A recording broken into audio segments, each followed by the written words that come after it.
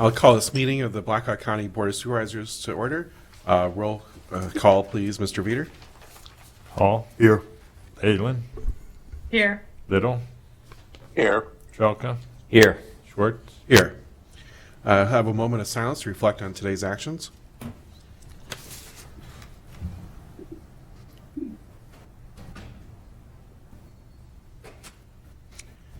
Please join us for the Pledge of Allegiance. I pledge allegiance to the flag of the United States of America and to the republic for which it stands, one nation, under God, indivisible, with liberty and justice for all. Have the agenda received as amended or proposed or amended? So moved. Second. Been moved and seconded. Any discussion and questions? Hearing none. All in favor say aye. Aye. Aye.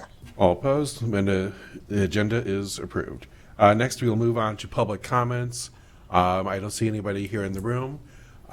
Is there anybody online that wishes to make public comments on something that's not an agenda item? All right, hearing none, we will move on to the Years of Service Award. We have 3 awards today. All of them are employees with 30 years of service. First, Eric Heinen from the Health Department, 30 years of service. David Heinz from the Sheriff, also 30 years. And Dale Schilling from the Engineer's Office, 30 years of service. Great, I believe that Jared from the Health Department was, I'm going to say something on behalf of Eric. Yeah, thank you very much, Chris. Can you hear me? Yes. Awesome, fantastic. I just wanted to take a moment to recognize Eric and thank you guys for recognizing him as well. I've been in the county for a little over 7 years now, and Eric was really one of the first faces that welcomed me to the crowd over at the environmental health component of public health. And I just wanted to say that over the course of his 30 years, he has served the county diligently. A big mentor of mine, particularly when I first started, he showed me the ropes. And he's done that for so many people over the years with Blackhawk County Public Health. I've had the pleasure of serving with him on the Iowa Environmental Health Association board. And I can't say enough good things about this guy. And I just wanted to take a moment and really thank him for all of his service, in the past as well as ongoing. So thank you. Great, thank you, Jared, and thank you, Eric, and thank you to all the... Mr. Chair, Yes. it looks like Gabby Dewitt would like to speak to. Oh, yes, please. No, not speak. I was just applauding the Oh, action. sorry. Sorry. All right, very good. I think I just. Did Eric want to speak? There's Eric. All right, well, thank you, Al, and congratulations to everybody. We will now move on to claims and payments. This is a resolution that the... Chris, can we do our presentation first? Oh, I'm sorry, yes, yeah, I see that. Thank you. Very good. Yes, first we have a presentation. This is from Clifton Larson Allen. This is a presentation of the fiscal year 2023 audit. This is Miranda Wendland, a CPA, and Andrew Moen, also a CPA. Good morning. Are you able to hear me? Yes. All right, and you can see my screen? Yes. Yes. All right.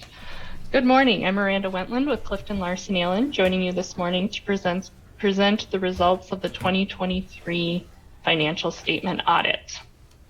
I'll start with a basic overview of the communications that we as auditors are required to communicate to the governing board under audit standards. Next, we'll take a look at some of the financial statement highlights. Then we'll take a look at the results of the audit, and those results can be broken down by financial statement findings and recommendations, federal award findings and recommendations, Iowa state compliance, and then I will wrap up with a brief conclusion.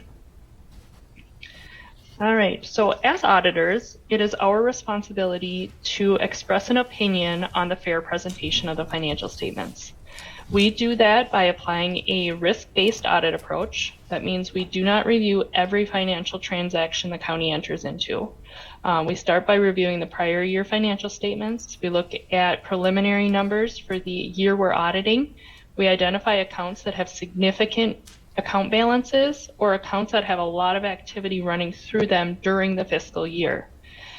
We take a look at the board minutes. We understand the more significant transactions that the board has approved. We trace those back to the accounting system, and then we design our accounting procedures to get really comfortable that those balances, those significant balances and classes of transactions are presented fairly in accordance with audit and accounting standards. So we do that through confirmation with third parties whenever possible. We do detailed transaction testing down to invoice and receipts that are coming in. We compare to budget, we compare to the prior year, looking at support for significant variances. So after we've accumulated all of those procedures, we take a look at the overall presentation of the financial statements, and then we are able to express an opinion on those financial statements. We expressed an unmodified opinion this year. It's the highest level of assurance that we can provide as independent auditors. All right, so overall, if you take a look at your financial statements, the significant accounting policies and procedures are outlined in Note 1 to the financial statements. And even though we prepare the financial statements, it's important to remember that overall management is responsible for the accounting policies and the presentation of the balances within the financial statements. If you were to compare the 23 financial statements to the 22 financial statements, you would see a lot of comparability within the accounting policies and the way the balances need to be recognized. The most significant change was the implementation of GASB 96, and that's related to subscription-based IT arrangements. So the county finance individuals went through the different agreements that a county has that are subscription-based and determined whether or not a liability and an asset needed to be recognized. At the conclusion of our audit, management did provide us with the representation letter indicating that the financial statements before you are clear, accurate, and include all of the balances or financial activity for the county for fiscal year 2023. There were no delays in performing the audit, no issues that were discussed prior to our retention as independent auditors, no disagreements with management related to accounting matters, and everyone was very helpful in getting us the information that we needed in order to do our testing. So very appreciative of the cooperation that we received from everyone that we worked with within the county. As we perform our procedures, if there's balances that are not presented in accordance with GAAP or potentially an error in account balance, we bring those to management's attention. We only had one proposed adjustment this year, which management reviewed and concluded that needed to be adjusted. The total of the adjustment was about $1.9 million, and that related to infrastructure on a joint project that started in 2022, was recorded as construction in progress, a balance sheet item as of the end of 2022, and it was later determined that about half of that project was actually the asset of another county. So we removed that asset from your books to properly reflect just the county's portion going forward. In addition to audit adjustments that are corrected, management has the option, if the balance is not material to your financial statements, they can pass on recording an adjustment. Oftentimes that is done as a cost-saving measure. The benefit of reporting all of these additional assets and liabilities doesn't outweigh the cost of doing so. So the uncorrected adjustments that the county management has passed on here relate to the standards that were implemented the last 2 years. GASB 87 on leases, and then GASB 96 on the subscription-based activity. Balances were properly calculated, just determined to be immaterial to include within the financial statements. We reviewed those calculations and are in agreement with how it is reported. Any questions on the audit process? I don't think so. All right. So in front of you, you have a copy of the 23 financial statements. It is a large bound book. Within there, the financial statements can be broken down into the introduction, the basic financials, all of the required supplementary schedules, some statistics about the county operations, and then the single audit reports. I know it's a large report. If you are short on time, I recommend focusing on the management discussion and analysis. That's a good narrative of the activity that occurred during 2023. And then that is on page 11. And then page 26 is a good summary by fund of all of the revenues that were collected this year, the expenditures, your beginning fund balance, and then where you ended the year for ending fund balance. So I have taken a snapshot here of some of that activity. I'll just run through kind of the highlights for 2023. I'll skip ahead here one page so we can look at the total. Overall, revenues exceeded expenditures and other financing sources and uses for the year by about $9.3 million. So your fund balance to start the year was $58.8 million.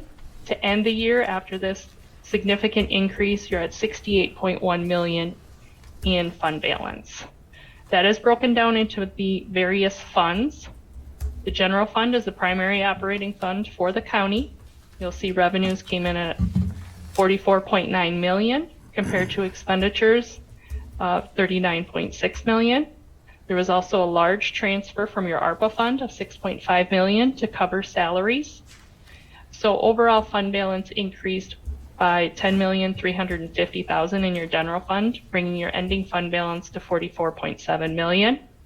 That fund balance is then further broken down into categories. $6.2 million of that is restricted by third parties, so you're limited on what you can spend those funds on. $10.6 million has been assigned by management for various future projects of the county, and that leaves $27.8 million as unassigned fund balance. That's what you'd have the option to spend in the future. Your Rural Services Fund, revenues exceeded expenditures by $429,000, bringing your ending fund balance to $3.5 million. That is restricted as to the purpose on what you can spend that on. Secondary roads. Expenditures did exceed revenues, but there were large transfers from other funds of $3.9 million or so. So the ending net change was a positive $707,000, bringing your ending fund balance to $5.3 million. Debt Service Fund. Expenditures exceeded revenues by $1.2 million or so, bringing your fund balance from $9.3 million down to $8.1. That is expected because the fund balance is largely made up of a receivable you have from a third party. So as the payments are received in order to make the principal and interest payments, the asset or receivable from your third party is decreased, and we'd expect this balance to continue to decrease as your principal payments are made on that long-term debt.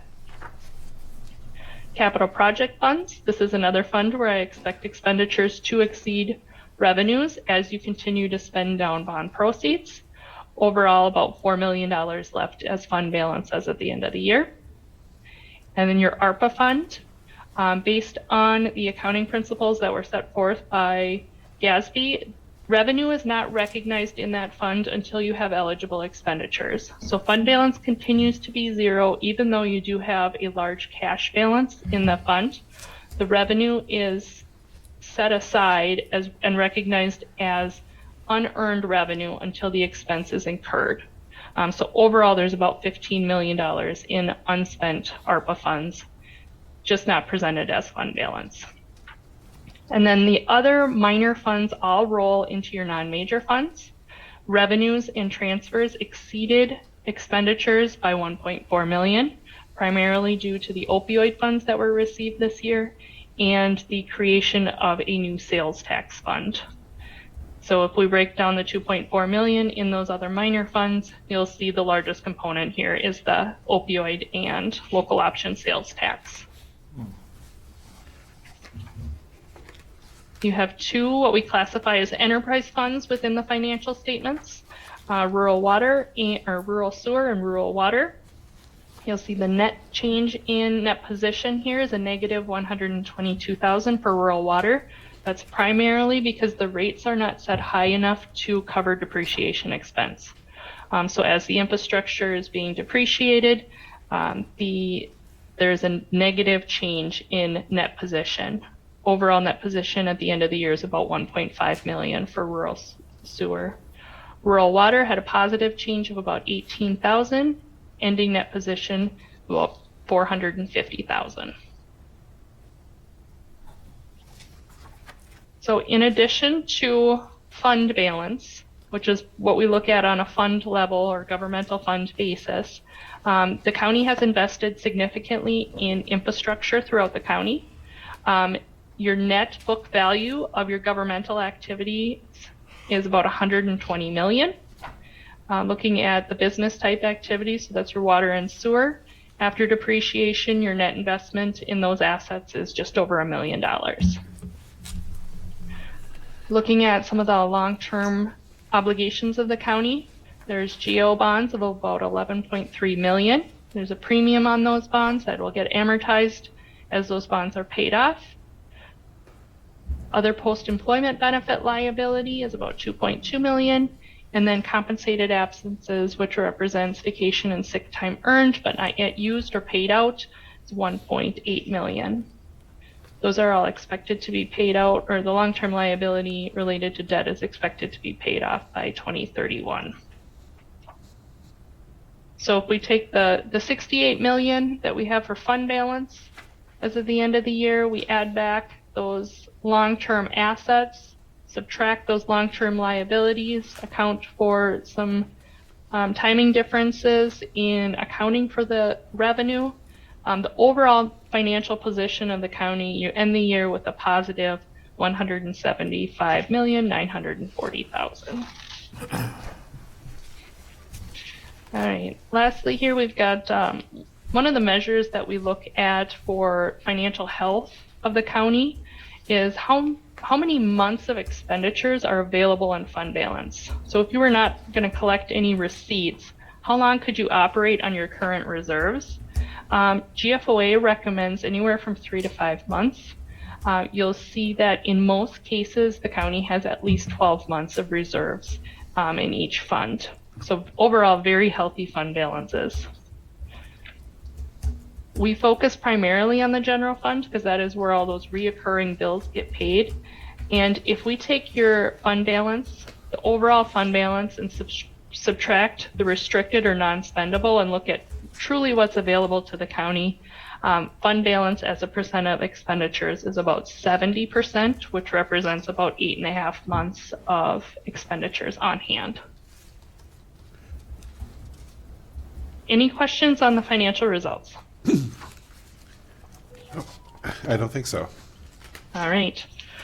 So next we'll take a look at our recommendations and findings. Overall, very clean audit.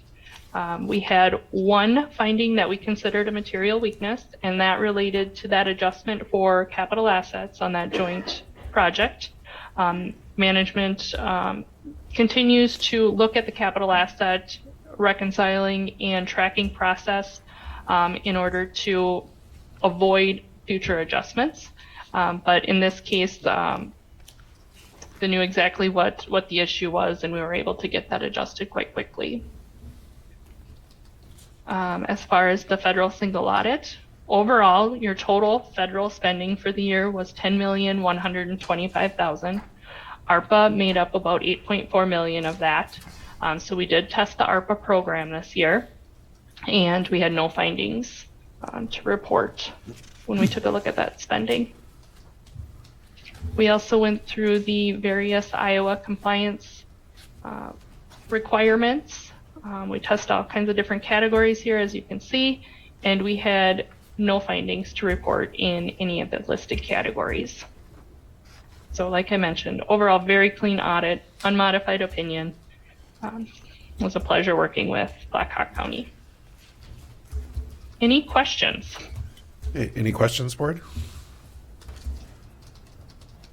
Hey, Just maybe a quick question on that financial statements highlight. It talks about long-term obligations.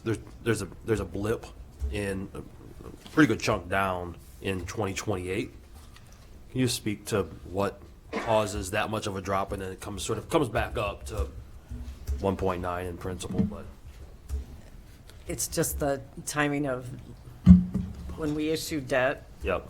A lot of that is actually for the Blackhawk County Solid Waste Commission, and they usually pay off in a very short period of time. So I think you're seeing Okay. issues fall off and the county actually, for debt that we pay back with property taxes, will be completely paid off, I think, in 2027. So we just haven't had to borrow recently, and that's making things drop. Got it. Well, and as I look, another factor of why it bumps back up is that it's 29, 30, Yeah. 31. It's Yeah. just sort of laid out. a little Yeah, funky. but Okay. it's very accelerated that will be completely paid off in 2031 if there is no further borrowing. Yeah. But can I take this opportunity? I'd like to thank Clifton Larson Allen. They and their team are very, very exceptionally good to work with. I think all of us enjoyed working with their staff and getting things done. And I also really want to thank Billy Joe Heth and Jennifer Todd. Billy's in the treasurer's office now, and Jen is in the auditor's office. And the three of us do a lot of heavy lifting to get the audit presented to you. There's a lot of other people this year that helped too. Allison Lake, well, I've got her name wrong, Roby, in the engineer's office. The DOT reporting is a lot, it's very complex, and she did a nice job helping us with that. And then we have Matthew Verbraken at the Health Department. The Health Department has tons of grants that are federal funded that take a lot of reporting to get pulled up into this. And I know Al got to pull all kinds of agreements for the subscription-based software things. He and I looked at a lot of documents this fall. And I think Sandy and the sheriff's office, their departments came up in rotation for extra auditing, so they got to experience a lot of fun things too. But our staff did a really nice job, and I appreciate everybody's assistance with everything. Excellent. Well, I'll add our thanks to you, Michelle, to that list as well. So thank you. Any other further questions? All right. Well, thank you for an excellent presentation, and thank you for your work on this. Thank you. We will now move on to claims and payments. This is a resolution that the Board of Supervisors approve expenditures and that the county be authorized and direct to issue checks against the various settlement amounts such claims allowed. So moved. Second. Moved and seconded. Michelle? All right, our bill payment today is going to be $207,152.87. And of that, we're paying $5,305.10 for items from the 60/40 fund. That's a little more than it has been. There's a repair in there for $2,600 at the range. Everything appears to be in order. Does anyone have any questions today? Any discussion or questions? Hearing none, roll call please, Mr. Veeder. Hall, Yes. Little, Yes. Leyland, Yes. Belka, Yes. Schwartz. Yes. Next, we will receive project updates from department heads and elected officials. Good morning, Board. Kathy Nicholas, County Engineer. Winter has arrived at Blackhawk County. Our snowplows are out today. They should be out until 5 p.m. I know I've told you guys this repeatedly. We don't have a night crew. They will be back in tomorrow morning at 5 or 5:30 a.m. tomorrow morning. Just due to the windy conditions, the motor graders will not be out today. We do anticipate that they will be out tomorrow. We have several new motor grader operators, and it's going to take them a little bit longer. I mean, they are brand new, so it's going to take them a little bit longer to get around to their routes. So it might be that we do not get all of the gravel roads open tomorrow. I am hopeful that by noon on Thursday, all the gravel roads will be open. So please bear with us. For the public, if you are interested in looking at road conditions for the primary routes, the state's 511 site is an excellent source. You can go and look at all the cameras on the DOT snowplows. You can check our website for some of our local conditions, and then please remember to slow down and give the snowplows extra room. Can I answer any questions? Oh, thank you, Kathy. Thank you. All right, any other department heads or elected officials wish to give an update this morning? All right, anybody online? All right, well, moving on to the minutes approved from the January 2nd, 2024 meeting. So moved. Second. It's been moved and seconded. Any discussion, questions? Hearing none, all those in favor say aye. Aye. Aye. All those opposed, the minutes are approved. Next, we do have a hearing coming up a little bit later on the bid opening for purchase of snow equipment. First, we'll move on to the consent agenda. This will be approved with a single resolution, unless there's something you may wish us to pull out and discuss. Second. It's been moved and seconded. Any discussion or questions? Hearing none, roll call, please, Mr. Veeder. Leyland, Yes. Little, Yes. Jelka, Yes. Hall, Yes. Schwartz. Yes. All right.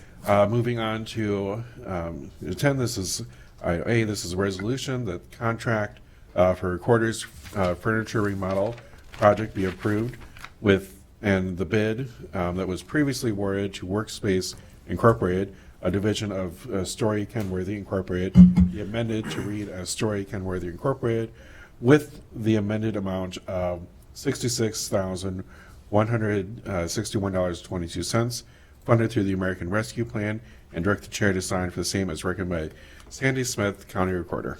So moved. Second. Moved and seconded. Go ahead, Sandy. Yes, good morning, Board. Sandy Smith, County Recorder. Basically, this is just, this amendment was required just so that the correct name of the company would be reflected on all the ARPA paperwork.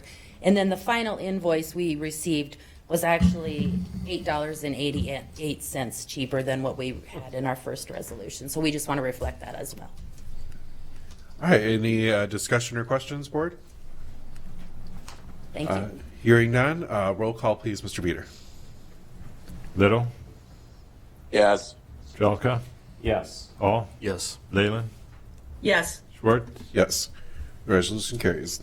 Next is a resolution that the agreement between Blackhawk County and One City United for services to individuals affected by opioid use and funded with opioid settlement funds be approved, and that the board chair be authorized to sign as recommended by Michelle Wiedner, Finance Director.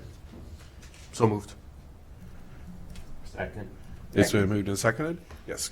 I thought I would just give a little bit of a brief discussion about how we approach the contract. We talked, and I see Annie Vanderwerf is on representing One City United this morning. I don't know that I see Mr. Feltis there. We decided that the cleanest approach might be if they are identifying and certifying to us if they have an individual that meets the requirements to be served using the opioid funds, and we set an amount per term of the training that they provide. So we will just be paying them a flat amount per term, per individual. And that seemed the easiest way to keep that moving forward and keep things confidential that need to be. Gotcha. Well, I appreciate your work on that. Any discussion or questions, Board? Well, I was just going to ask, I know Annie is online. I didn't know if she was prepared to do kind of an update on the program. It's been a while since we've heard how things are going for them and how many people they've got in this. So it'd be great to, if she does have that information. Hi, good morning. Thank you Morning. for me. Dean is out taking care of transportation in this beautiful weather today. So he asked me to join to represent. I'm happy to give an update. So we continue to see great progress through One City United, and there's two different programs, the Momentum Urban Employment Program, as well as the To Work, which is a transportation program that gets people to work. And so we continue to see a 94% success rate with our graduates getting employment. We continue to see a really low recidivism rate with 3% of graduates returning to jail or prison. And we see about a 96% success rate for 90 days of employment for our graduates. So we're looking at ways that we can continue to help our graduates be successful by continuing to grow our To Work program, which is at its maximum capacity right now in its current state, which we're looking at ways to expand, and then also offering peer support wraparound services to graduates, because it does become hard. Life becomes hard when you're, stepping out. Even though you're gainfully employed, you're still stepping out from your from your peers who have been in the same situation. So we want to make sure people can maintain success.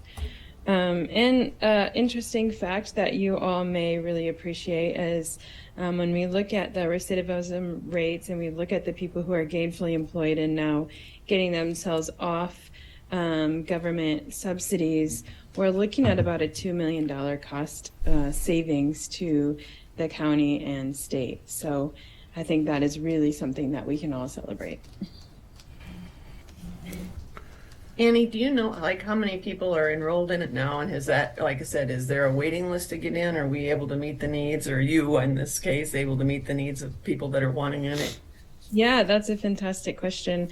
So every term we have 5 terms, 9 weeks apart each year. We can serve up to 12 people in each of those terms. And we typically turn people away. We've had up to 40 applicants per term, and so we choose 12 of those. So eventually, yes, we're going to need to do a duplication of a second location potentially so that we can serve more people, because it's growing.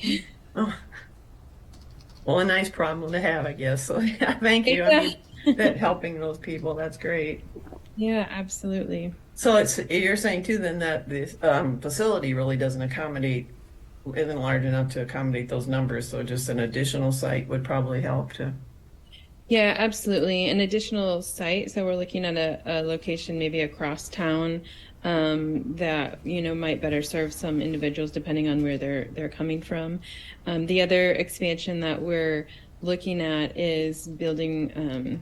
We have a second building on our site, and so how we can expand that to generate an academy environment, because there are some people who still need that sort of that bridge of training before they go out into the real world, I would say. And so we're looking to work with partners, corporations and businesses in the local community to create sort of that upskill center where some students can continue to learn maybe over the course of 4 to 6 months before they actually go to the on-site location for the business where they'll be working. So that's another part of our expansion that we're looking at in the new year, as well as continuing to grow our to-work transportation service, because it is growing like gangbusters. Mm-hmm. Thank you. Yeah, well, good information, but yeah, thank you. And did this process then, that like Michelle's kind of set up with you, I think the two of you worked on this probably more than anyone, as far as, does it seem easy enough for you to work through as well, to comply, I guess, with some of those requirements, and not too difficult and everything for you? Yeah, we did have one question that we presented, and so we're aware that that's just part of the way that this contract is set up. But other than that, Michelle's great to work with, and we've come up with a really user-friendly process that I think works for both of us. Great. Thank you. Thank you. Thanks for the update. Thanks for joining us today. Yeah, thank you guys. Appreciate it. All right, board, any further discussion or questions? Hearing none, roll call please, Mr. Veeder.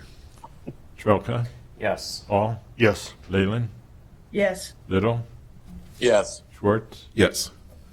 Next is a resolution that the lowest responsible bid received from Auden Enterprises, Wahoo, Nebraska, for project L-1803, number 620, steel materials for Big Woods Road Bridge, with a total bid of $40,120.77. Be awarded and direct the chair to sign resolution authorizing the county engineer to sign the contract and receive and place on file the contractor's bond and certificate of insurance as recommended by Catherine Nicholas, county engineer. So moved. Second. Second. Then moved and seconded. Kathy? Yeah, by procuring the steel, this will allow our bridge crew to begin construction of our bridge crew project for the summer. They can start doing that as soon as we get delivery of the steel, which I believe will maybe be the middle of February. So when they're not plowing snow, they can be working on these bridge beams, and then in the summer we will be building it. So I would recommend that you take this bid from Odin Enterprises. All right, board, any further discussion or questions? Hearing none, roll call, please, Mr. Veeder. Hall, Yes. Leyland, Yes. Little, Yes. Belka, Yes. Schwartz. Yes. All right, moving on to other business. This is a resolution that the Title VI agreement between Blackhawk County and the Iowa Department of Transportation, naming Catherine Nicholas, the county engineer, as the designated Title VI coordinator, and be approved and direct chair to sign the same. So move. Second. Moved and seconded. Kathy? Yeah, we are switching coordinators to the engineer rather than human resources. And looking around the state, it's very common that the engineer is the coordinator because this Title VI money applies to U.S. Department of Transportation funds specifically. So we are the main recipient of those funds. So it just seemed natural for the engineer to take that place. All right, board, any discussion or questions? Hearing none, roll call, please, Mr. Veeder. Leyland, Yes. Little, Yes. Belka, Yes. Hall, Yes. Schwartz. Yes. Next is item B. This is a resolution that the Title VI assurance between Blackhawk County and the Iowa Department of Transportation stating that Blackhawk County will comply with the following statutory / regulatory authorities. Title VI of the Civil Rights Act of 1964, 49 CFR Part 21 and 29 CFR Part 21 in order to receive federal financial assistance from the United States Department of Transportation, be approved and direct the chair to sign for the same as recommended by Catherine Nicholas, County Engineer. So moved. Second. Moved and seconded. Kathy? Yeah, just to elaborate a little further, by putting these assurances in all of our contracts with all of our suppliers, we are ensuring that all the money, federal money being spent, is in compliance with the Title VI assurance. And this is certifying that to the Iowa DOT, and then they certify to the U.S. Department of Transportation that we are in compliance. All right. Any further discussion or questions? Hearing none, roll call, please, Mr. Veeder. Little, Yes. Belka, Yes. Hall, Yes. Leyland, Yes. Schwartz. Yes. Next is item C. This is a motion that the personnel requisition for the Assistant County Attorney, full-time in the County Attorney's Office, be approved as recommended by Brian Williams, County Attorney. So moved. Second. And moved and seconded. Any discussion or questions? Hearing none, all in favor say aye. Aye. Aye. Aye. All opposed, the motion carries. Next is a motion that the personnel requisition for the office specialist, full-time in the County Attorney's Office, be approved as recommended by Brian Williams, County Attorney. So moved. Second. Second. Moved and seconded. Any discussion or questions?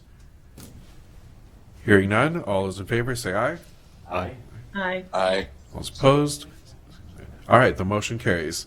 It is now 9:37, and this is a bid hearing and bid opening on the proposed purchase of snow equipment.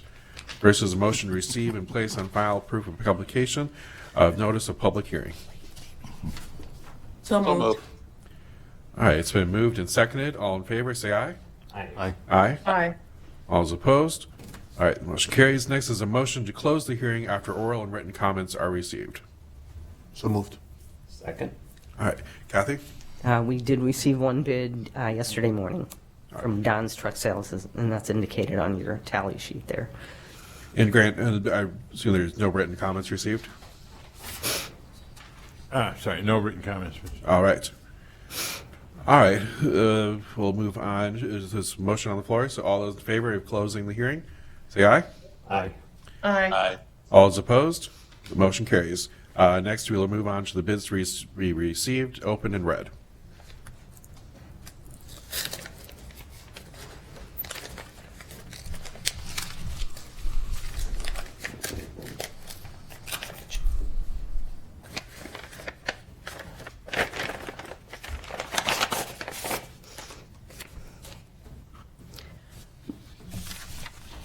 I should say that our engineer's estimate was $575,000, and this was the cost of 3 trucks total.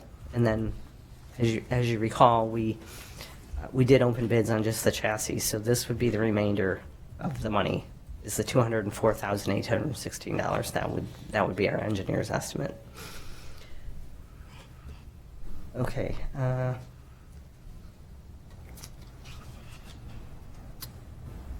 The total bid comes from Don's Truck Sale, Fairbank, Iowa, $367,391.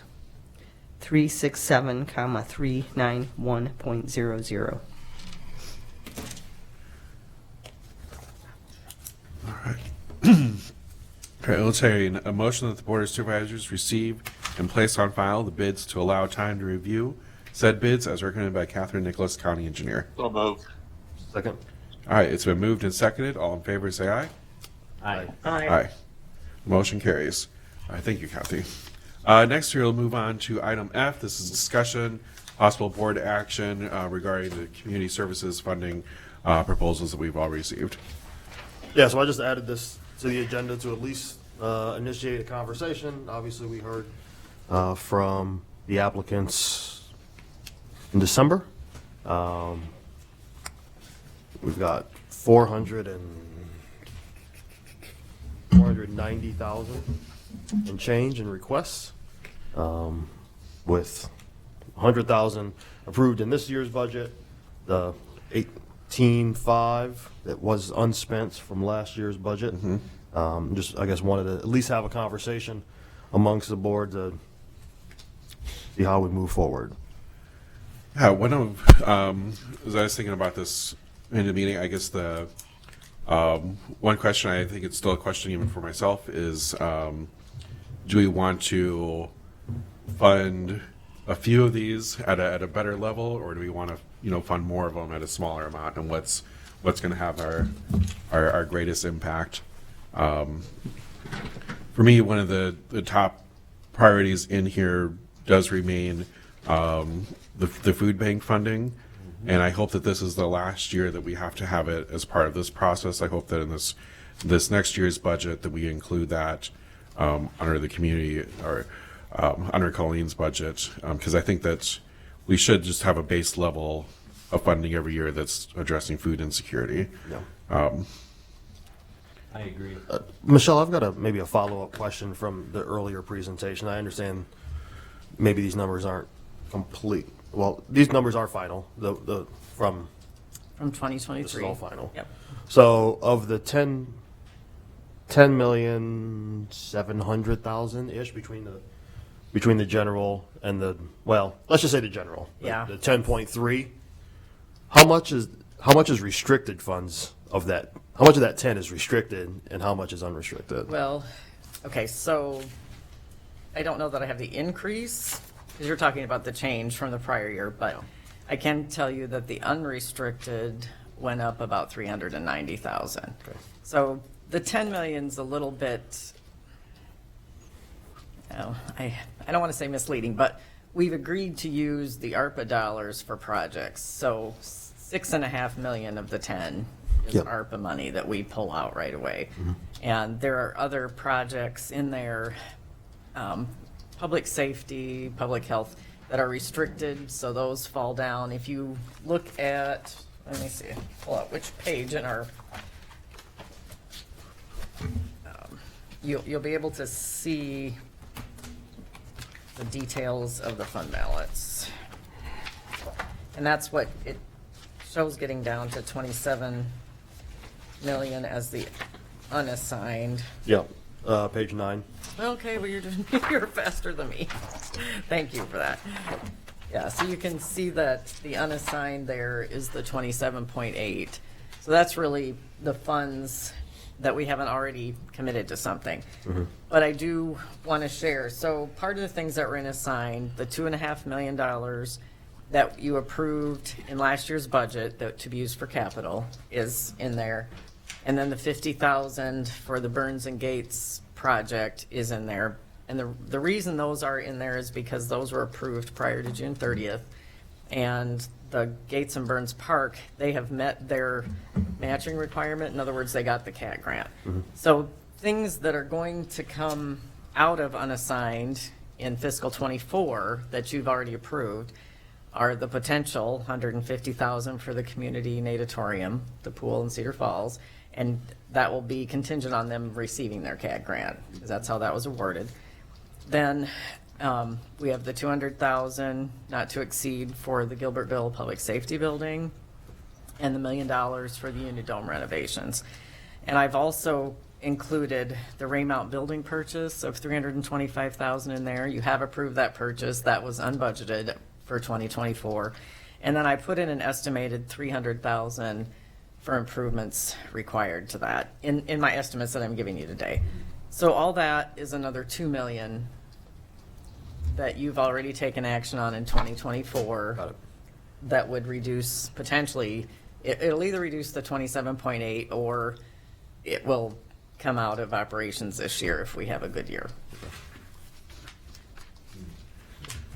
So you are making a dent in that.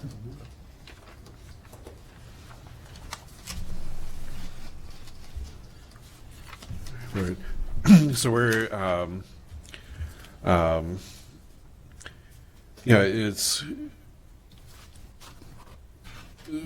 first, I mean, how does the board feel about kind of that question of, do we want to more narrow in on some that we give a higher level of support, or see it spread across a little more? I mean, I was sort of playing around with numbers over the last couple of days, just sort of, trying to get a feel. I suspect because of the levy issues with the state tax reform, that libraries are going to come back to us with a different request outside of the Dolly Parton. That's not to say that that program isn't important, but I also recognize the importance of keeping our libraries accredited. And so I would anticipate that request coming. And we do currently budget dollars towards them. The other entity that we currently budget dollars toward is the Humane Society. I question if we could put the services that they're requesting just straight in the contract. Excuse me. So that it's not taking away from what's already a limited pool. I would echo your sentiment about the food bank. The request of 50,000 seems spot on.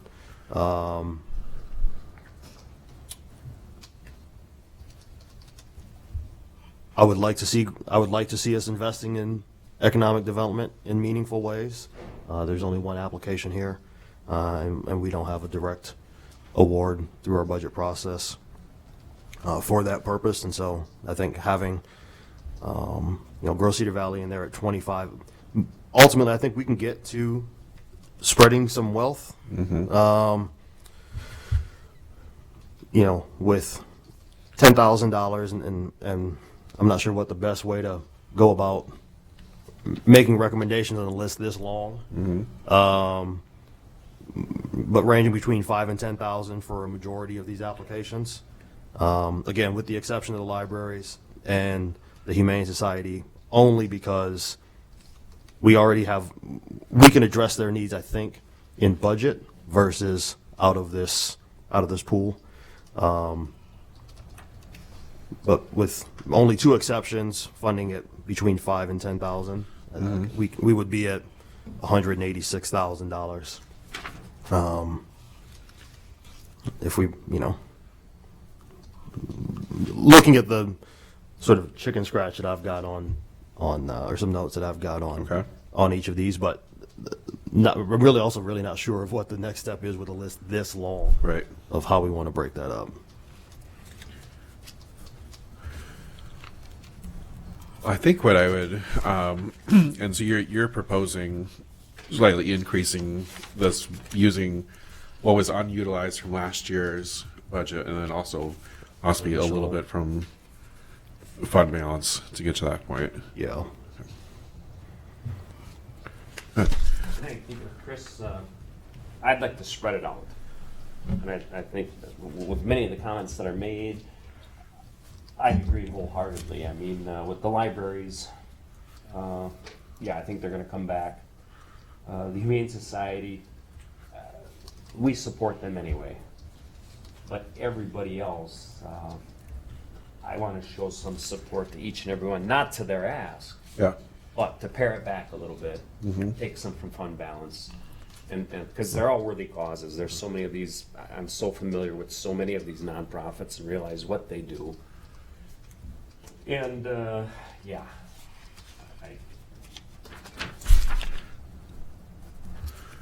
And I agree to your point that food bank in particular should be just written into, we should figure out a way, to work that through Colleen's department. Yeah.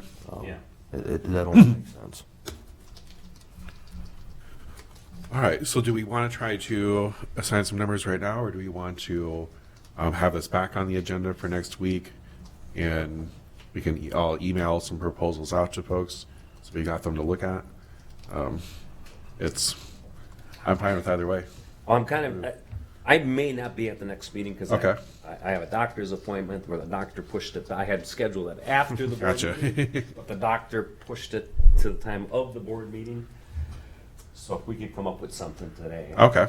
I mean, maybe I just go line by line on what and by no means is this sort of in stone, but it's at least maybe a starting point. Well, you're going to have to come up with some kind of calculations, I would think, when you say starting point to what your dollar amount is to start with, and then how it'll be disseminated among the groups. Just curious. I mean, what were your thoughts, Save us on doing that? I mean, Looking at a lot of these applications, they tend to support sort of base programming. And so, with some exceptions, so I think, most folks starting at 10,000, 10,000 or half of their requests.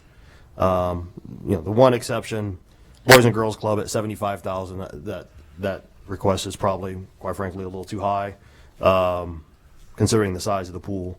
And again, that really supports base programming. So, as opposed to the 75,000 requested from Boys and Girls Club, 10,000. The United Way project, that was a pretty small grant for 2,500. I'd say the 2,500 there. House of Hope, supports what amounts to base programming, so 10,000 there. Elevate, put that at 6,000 for a more round number. Friends of the Family, 10,000. Girl Cedar Valley, as I noted, they're the only ones, they're the only applicant with direct economic development work. And so, that request, I'd be comfortable at 25,000. I believe that was what was ultimately awarded last year. 10,000 for Iowa Legal Aid. 5,000 of the $10,000 request from Junior Achievement. 50,000 for the food bank, as we've discussed thus far. 10,000 for One Cedar Valley of their $20,000 request. 10,000 for Operation Threshold of their $20,000 request. Riverview is theirs was a request of 56,000.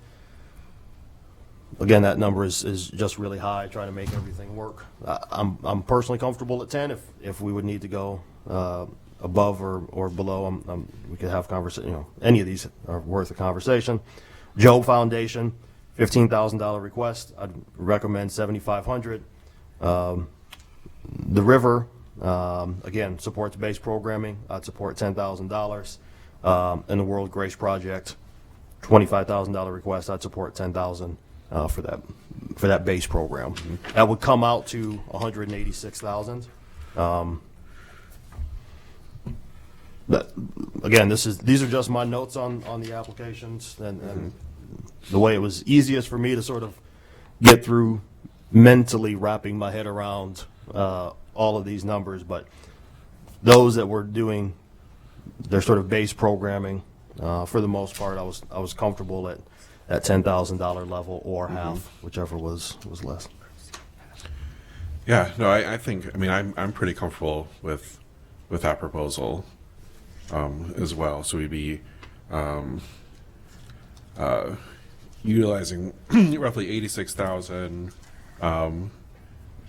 would be coming from what was unutilized in the last cycle, and then a little bit from fund balance. Correct. Correct. That would be, well, Michelle's better with a calculator than I am, but somewhere around 68,000 and change, from 18 from last year, which was unspent, 18.5 from last year, which was unspent, and an additional 86-ish, plus the 100,000 that we have already budgeted. I'll make a motion to reflect that. You want me to send this to you, Grant? As soon as possible. Okay. All right, there's a motion. Second. The motion is second. Or do we want any further discussion?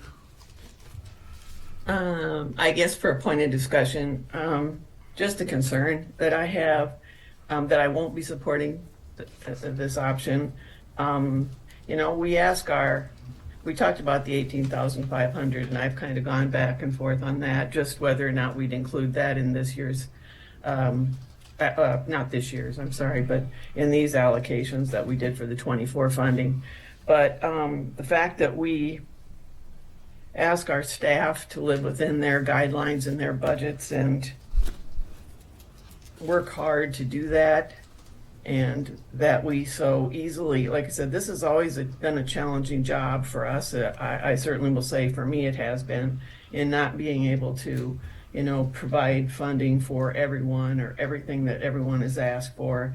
But there are certain things that I guess I take very responsibly for myself, that we have to, that we can't fund everything that's requested, and sometimes it's not assisting in every way we'd like to help. And I just, like I said, somehow it weighs heavy on me that we're asking people to make accommodations for their budgets and things, and yet we're trying to take some steps to change what we've budgeted. And so that's just that comment. No more discussion for me. Thank you. Just wondering, did you have recommendations?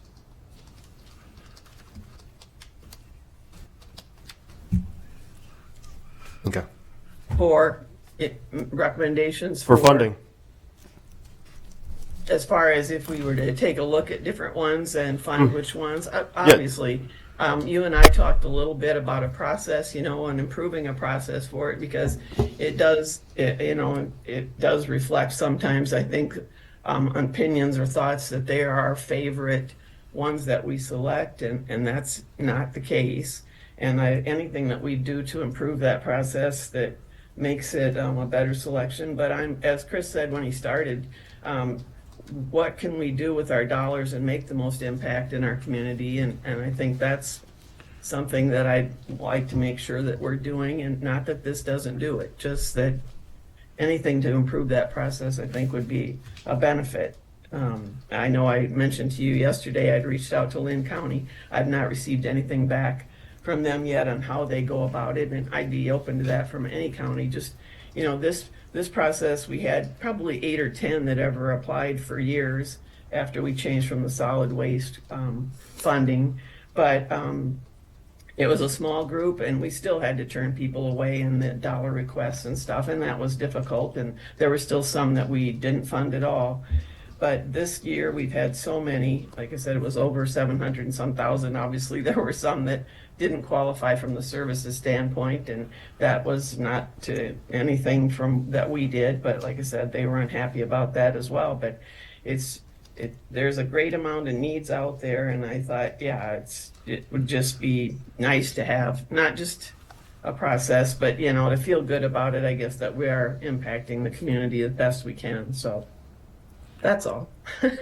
Not if you meant, did I look at each one and weigh which ones I would give money for? No, I wasn't really prepared to do that today, to pick a select group. But this process that you're looking at is identifying more and helping more. I understand what you're trying to do. Sure. All right. Is there any further discussion or questions from the board? All right. There is a motion on the floor. So roll call, please, Mr. Veeder. Strelka, Yes. Hall, Yes. Leyland, No. Little, No. Schwartz. Yes. All right, the motion carries. All right, any reports or information from the board? Yes. Yes. We had the meeting last week with Waterloo Police Department, the Sheriff's Office, County Attorney's Office, and Cedar Falls Police Department. The city owns a lot that I can actually see right from here, where the old Saxon 7th building is. It's basically 100 feet by 300 feet. I talked to Rory about the location. The city is willing to put up that lot for us to build a facility on for property evidence. I don't know what the next step is. That's why I'm coming to the board. I was going to put it on the agenda in 2 weeks for discussion. So What was the location again? Mulberry. It's fronted by Mulberry, 7th, and Franklin. Oh, and the the railroad Salvation track. Army? Tracks. Yes. Okay. I just want to discuss it further to see what we do next. All the police departments that were involved in these discussions were, I don't know if I want to use the term excited. Yeah, I'll use the term excited. Even Cedar Falls said, hey, we'd like to maybe ultimately be involved. And that's why I wanted them at the table. I wanted their input. Right. The sheriff's office was hung up on the Raymond site. That's just not convenient. What was important for all of the Are law they go- enforcement agencies Do involved, contribute any, are they gonna contribute any money? to demolishing the building potentially. I know. But that's where we are with that. On Friday, I'm having a meeting with Michelle, Mike Trinan. I mean, everybody involved who have been involved in the discussions of putting consolidated communications under the Board of Supervisors as a standalone department. The one thing we made it is, the one big question there is funding. How's it going to be funded?